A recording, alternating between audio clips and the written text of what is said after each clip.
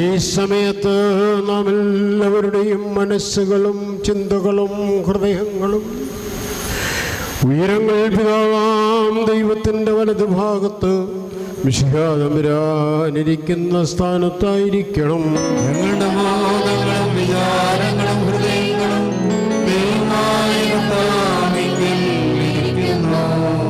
ഭക്തിയോടെ കർത്താവിനെ നമുക്ക് സ്തോത്രം ചെയ്യാം.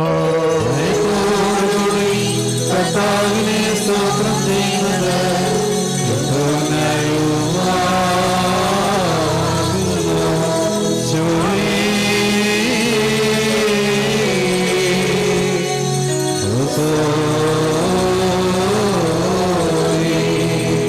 കർത്താവേ, മാലാഖമാരും പ്രധാന മാലാഖമാരും അദൃശ്യമായ നിന്റെ ശ്രേഷ്ഠതയെ സ്തുതിച്ച് പുകഴ്ത്തുന്നതായി ഈ സമയത്ത്